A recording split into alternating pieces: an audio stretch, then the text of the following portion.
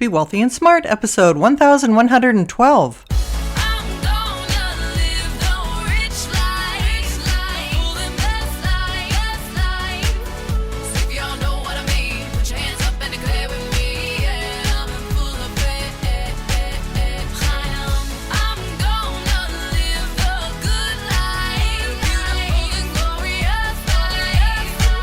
Step into a world of wealth and financial freedom without budgets, boredom, or bosses on Be Wealthy and Smart. And now, here's your host, Linda P. Jones. Welcome to Be Wealthy and Smart. I'm Linda P. Jones, America's Wealth Mentor, empowering women and men worldwide to financial freedom. On today's show, I'm going to talk about the next evolution in digital assets is utility.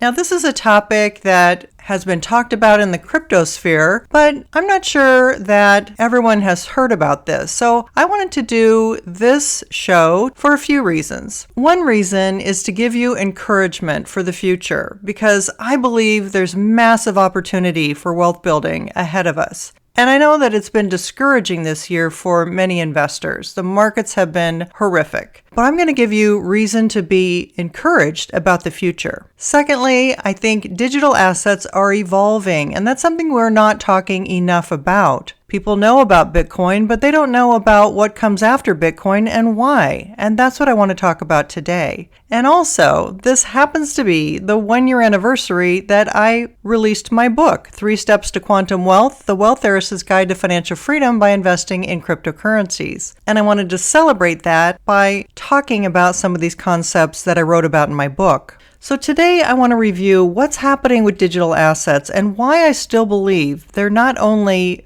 gaining more acceptance, and we're still so early, but also why I believe this is the opportunity of a lifetime for wealth building, and it's barely just begun.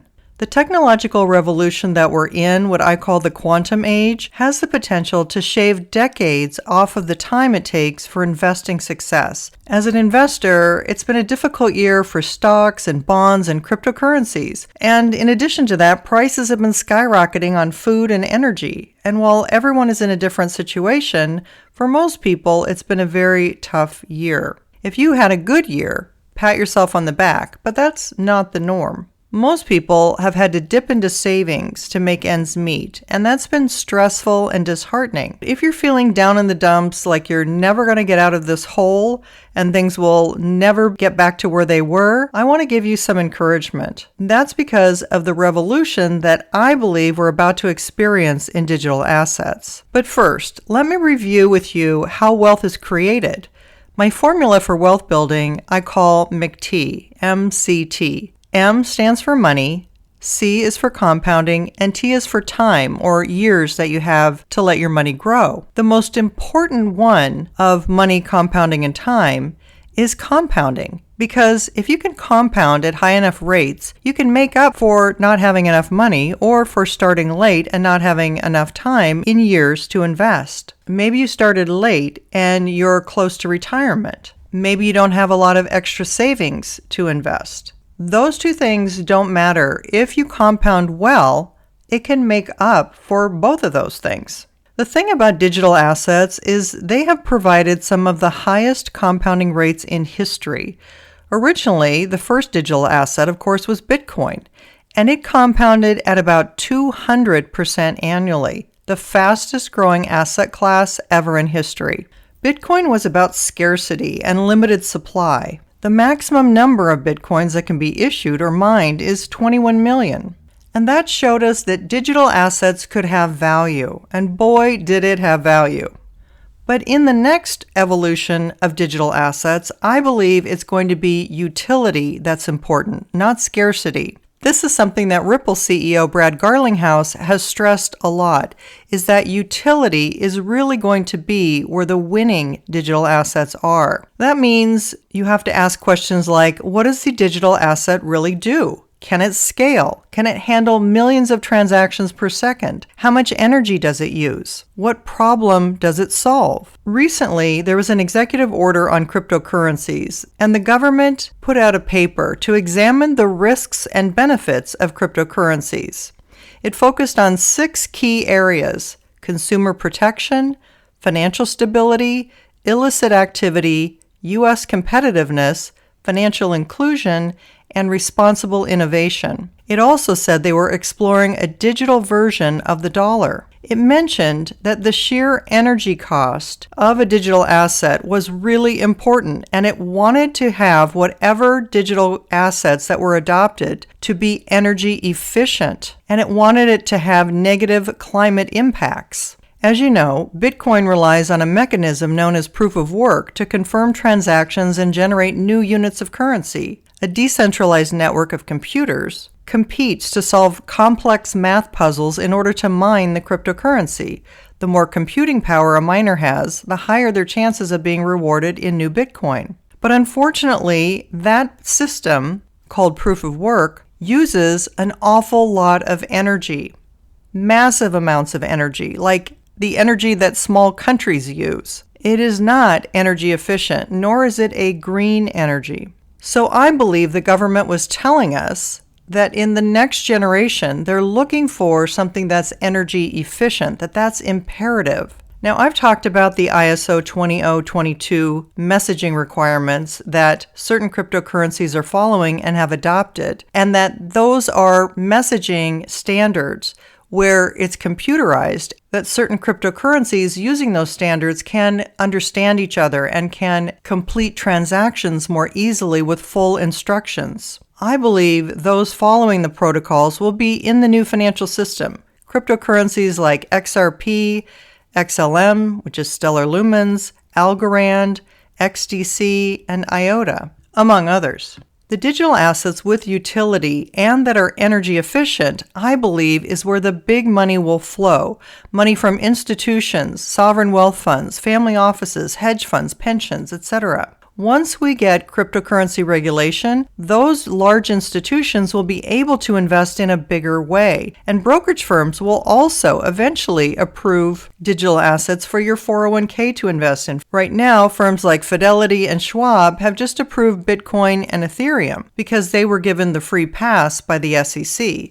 But I believe when we actually get regulation for cryptocurrencies, it's going to clear the field for more cryptocurrencies to be invested in. And those that are energy efficient are going to be very sought after. So in my opinion, we haven't even begun to see the huge compounding that's ahead of us. Now, in the past, we've had real compounding rates that are exorbitant. These are actual 5-year returns that happened already for certain cryptocurrencies. For example, XRP between 2017 and 2021 went from 0.006 to 92 cents, a gain of 15,233%. Dogecoin was 0.0002 in 2017, and by 2021 was 32 cents, a gain of 159,900%. And Binance Coin was 10 cents in June of 2021, and rose to more than $350, a gain of almost 350,000%. And Ethereum went from $7.10 in 2016 to $2,144 in 5 years, an increase of about 30,000%. These returns sound incredulous, and they are. They're not anything we've seen before. They're not what we normally see for stocks, for example. And sometimes they're just so large, it boggles the mind. When we look at actual one-year compounding numbers through September of 2021, as I documented in my book, Bitcoin was up 342% in a year. Ethereum up 814%. Hex up 14,858%. Cardano up 2,663%. Binance Coin up 1,432%, XRP up 355%, Solana up 5,171%, and Dogecoin up 8,696%.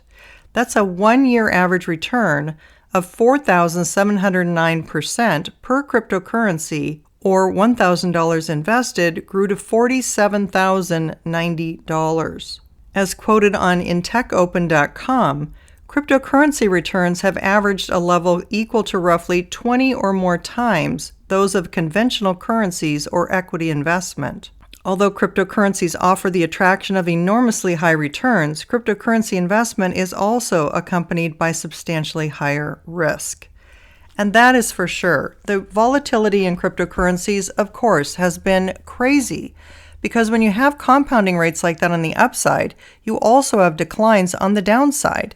And that is what makes it difficult to invest in cryptocurrency, because you have to be able to hold through those difficult and uncomfortable volatile times. We're in one of those times right now. It's really what we've been calling a crypto winter, which means cryptocurrencies have been off 50 to 75% or more. Now, some top stocks have been down 50 to 75% or more as well. Some of the very largest tech stocks and biggest favorites, in fact. So it's been difficult for stocks too. But if you've been investing in the stock market, you know that you need to hold through those times, and you don't want to panic and sell, certainly not at the bottom. The same is true of investing in digital assets. When you have this kind of volatility, you want to take advantage of these low prices. I can't guarantee that we will have those compounding rates again, but these already happened. They're real. And I don't believe we've seen the best or the end. So I want to encourage you to consider adding 3% to 5% of digital assets to your portfolio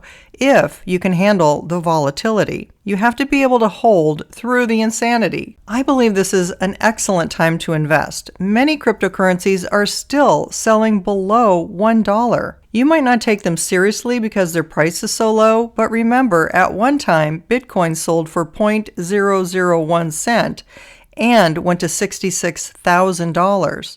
There's no guarantee that any other cryptocurrency will perform like that. However, Bitcoin was the first, and there are others that are following that have, in my opinion, more utility than Bitcoin. While Bitcoin may be scarce, and that store of value has been something attractive to many investors, I believe the next generation of successful digital assets is going to be from utility, and that's going to bring its true value to it. And although I mentioned they are more volatile than stocks, we can't really compare them to the stock market because people get all caught up in market capitalization and comparing that to stocks. But these are more similar in some cases to currencies, and currencies can trade in the trillions of dollars daily. This is a new asset class, so let this be a wake-up call for you to do more research. One place where you can learn more is in my book, 3 Steps to Quantum Wealth, The Wealth Heiress's Guide to Financial Freedom by Investing in Cryptocurrencies. To celebrate the 1-year release of 3 Steps to Quantum Wealth, I'm going to leave a link to Chapter 1 and Chapter 2 in the show notes in this podcast. So you can listen to me read Chapter 1 and Chapter 2 to you, and you can hear all about the compounding rates that have already been achieved, and why the technological revolution is shaving decades off the time it takes for investing success, and why this is the investing opportunity of our lifetimes. I've often said this reminds me of the tech and internet era of the 90s and into 2000, and we are still very early in this whole developing quantum era of digital assets. We don't even have regulations yet. So this is the time to really be doing your research and seeing if this is something that's right for your portfolio. It might not be right for you, but at least investigate so that you understand what it is that you are deciding to invest in or not invest in. The best investors are educated investors. So don't make your investing decisions by rumors or tips or what the media is saying. You really need to delve into what these digital assets are really all about and the potential that they have, because some of the wealthiest people in the world are already investing in them. That's all for today. Until next time, live the good life and be wealthy and smart. Thank you for listening to Be Wealthy and Smart with Linda P. Jones. Share the wealth and tell your family and friends about the show. Check out our website, blog, and social media for more riches at www.bewealthyandsmart.com.